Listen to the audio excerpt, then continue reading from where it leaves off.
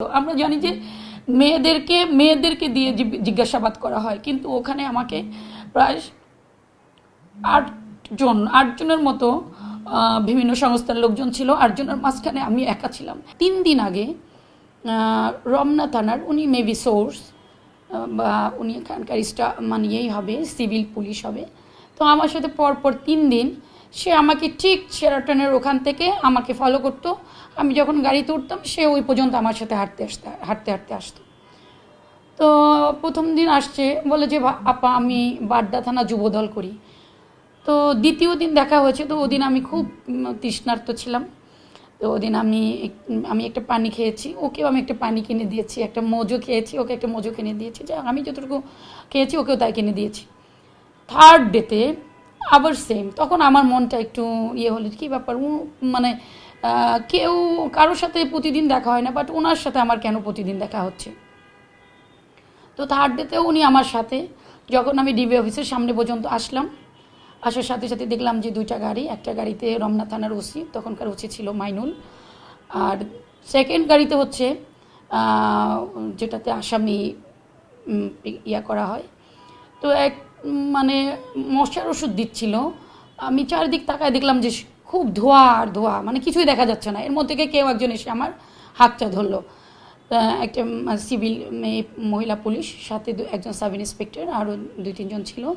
আমাকে টেনে হিচড়ে গাড়িতে উঠানোর পরে আমি কিছুই বুঝতে পারলাম না, যে আমাকে বলে আপনার সাথে ওই যে সামনে ওসি স্যার আছে, ওসি স্যার আপনার সাথে কথা বলবে। এরপরে দেখলাম যে সে এমনভাবে আমাকে মানে আমার মোবাইল কেড়ে নেওয়া হলো, বাসাতে যে ইনফরমেশন দিব যে আমি আসলে গ্রেপ্তার হয়েছি বা এরকম কিছু, সেই অবস্থাটুকু আমার ছিল না। তো সাথে সাথে মোবাইল নিয়ে গেছেন।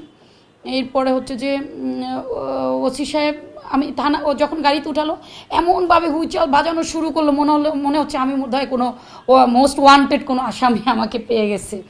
এরপরে যা নিয়ে গেল হচ্ছে রমনা থানায়। তো রমনা থানাতে যাওয়ার পরে দেখলাম যে ওখানে আমাদের আরও 2জন মহিলা দল নেত্রী, ওনারা অলরেডি আমার আগে গ্রেপ্তার হয়েছে। উনি তখন মহানগর মহিলা দলের প্রেসিডেন্ট ছিলেন। তো ওনাকে দেখার পর আমার একটু ভিতরে সাহস আসছে যে না, হয়তো আরেকজন আমার সহকর্মী আরেকজন আছে।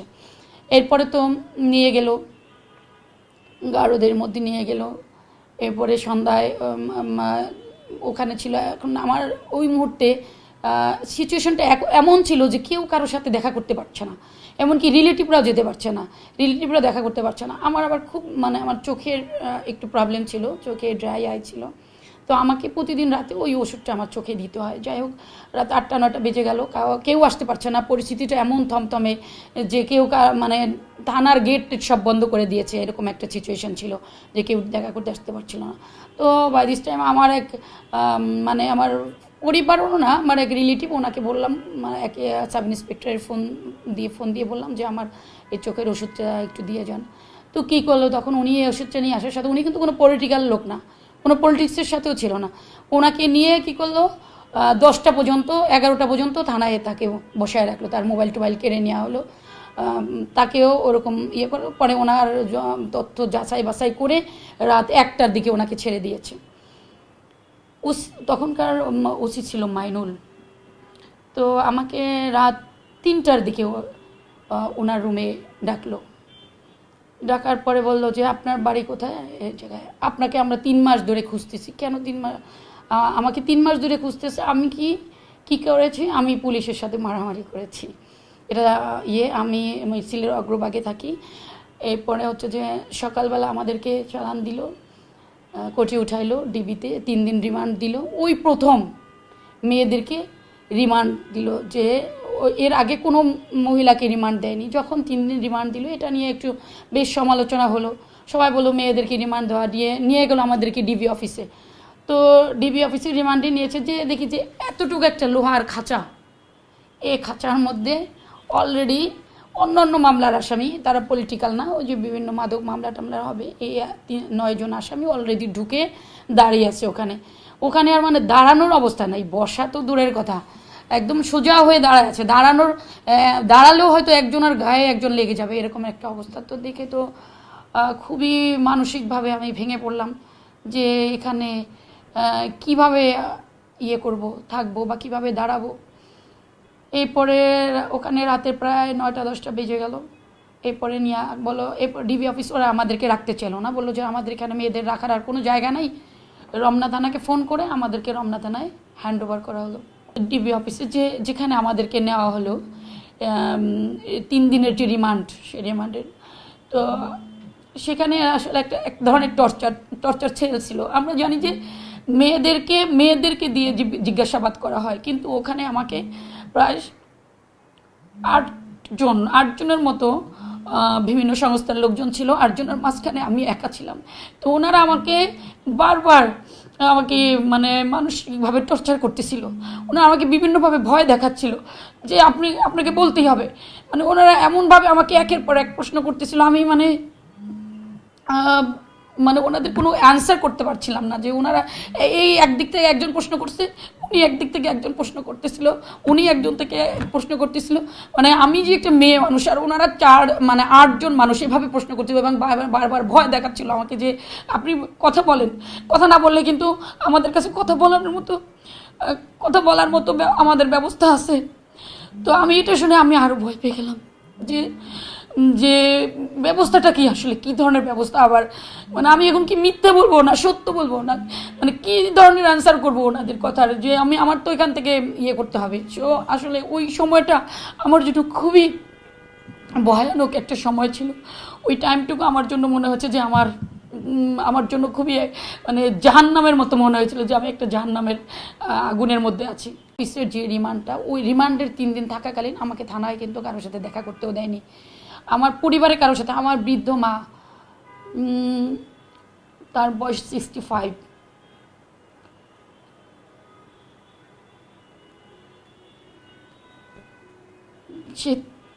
সে তখন মানে থানার সামনে যেত, তাকে ভয় দেখানো হইতো, আপনি আসছেন আপনাকেও কিন্তু গ্রেপ্তার করা হবে। মানে আমার মার সাথে পর্যন্ত আমাকে দেখা করতে দেয়নি।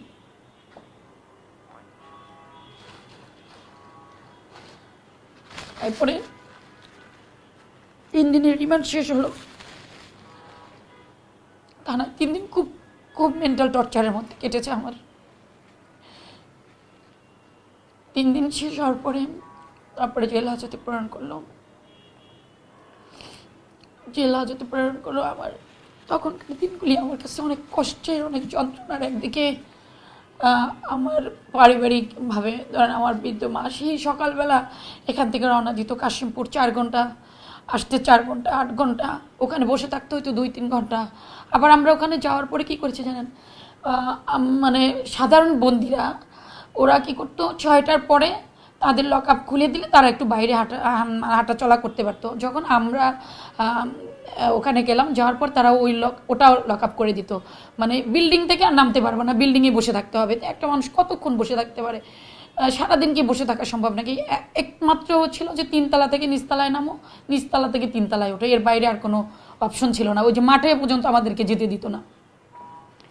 একটা রুমে 30 থেকে 35 জন থাকার অ্যাকোমোডেশন ছিল। ওখানে আমরা 65 মানে তখন বন্দি ছিল হচ্ছে 65, 69 এরকম 60 এরকম বন্দি ছিল। খুব কষ্ট করে ওখানে ইয়ে করেছি। এরপরে তো একের পর এক আমাকে যখন একটা বিষয় মিস করেছি, যখন আমাকে রিমান্ড শেষে আমাকে জেল হাজতে প্রেরণ করা হয়, তখন ওসি আইনুল সাহেবের সাথে আবার আমাদেরকে গাড়িতে উঠাচ্ছে, দেখা বলে যে না বেশি মামলা দেই নাই, আপনাকে আপাতত 5টা দিয়েছি, যান একটু ঘুরে টুরে আসেন। ঠিক ল্যাঙ্গুয়েজটা ওনার এরকম ছিল, আপাতত 5টা দিয়েছি। পরে আমি বেরোতে এই মামলা 5টা মামলা ভেঙে আরও সব মিলে প্রায় 17-18টা মামলা হলো। প্রায় 4 মাস জেলে ছিলাম। 4 মাস পরে হাইকোর্ট থেকে জামিনে বের হয়েছি। তো ত্যাগের কথা যদি বলেন, আমি মনে করি যে একজন মেয়ে হিসাবে পারিবারিকভাবে, সামাজিকভাবে যে আমরা কতটা হেয় প্রতিপন্ন হয়েছি এই দলকে ভালোবেসে, এই দলের জন্য। এটা আসলে যারা এইভাবে হেনস্থা হয়েছে, যারা এই সিচুয়েশনের শিকার হয়েছে, তারাই একমাত্র বলতে পারবে যে আসলে এটার এই এই স্যাক্রিফাইসটা কত বড় স্যাক্রিফাইস, এবং এটা একটা মানুষ সামাজিকভাবে যে কতটা হেয় প্রতিপন্ন হয়। আমার মাকে, আমার পরিবারের সবাইকে বলতো, আপনার মেয়ে কেন বিএনপি করে, আপনার মেয়েকে কে বলছে বিএনপি করতে, আপনার মেয়ে কেন বিএনপি করে। তো আমার আম্মা খুব মন খারাপ করতো। আমি যখন মানে জেল থেকে আসলাম, আমার আম্মা সে ধরে হাউমাউ করে কান্না, যে একদিকে তো আম্মাকে আমি জেলে সেই কষ্ট, আর একদিকে হচ্ছে সে সামাজিকভাবে মানুষের এটা শুনতে হচ্ছে।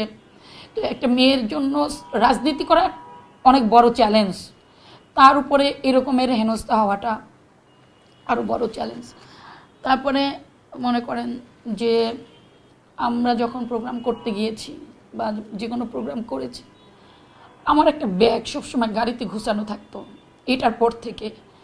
কারণ আমি মনে করতাম যে হয়তো আজকে প্রোগ্রামে গেলাম, যদি না আসতে পারি, আমার বাসায় তো আমার আম্মা ছাড়া আসলে কেউ থাকে না, আমার আসলে ওভাবে আমার জিনিসপত্র যে আগায় দেবে এরকমও কেউ নাই যে আমি ফোন করে বলবো তাৎক্ষণিকভাবে নিয়ে এসো।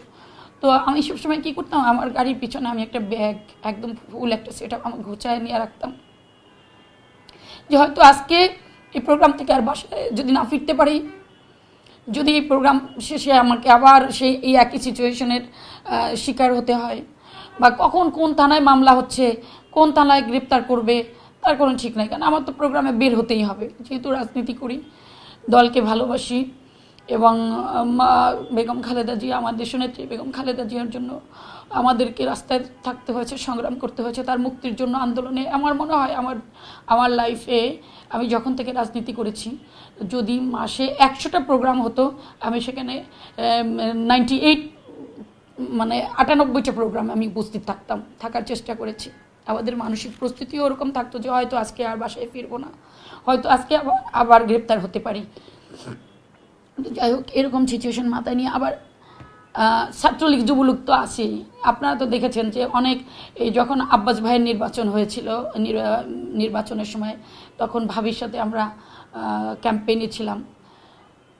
তো একবার অতর্কিত হামলা ছাত্রলীগ পিছন থেকে, তখন আমি প্রচণ্ড আহত হয়েছি। ভাবির বাসায় ট্রিটমেন্ট দেওয়া হয়েছে, পরে অবশ্য আমার মতো করে আমি এদিকে আমার নিজের ইয়েতে এসে ট্রিটমেন্ট নিয়েছি। তো এই যে মামলা হামলা, এই সামাজিকভাবে হেনস্থা, অনেক কিছু শিকার হয়েছি।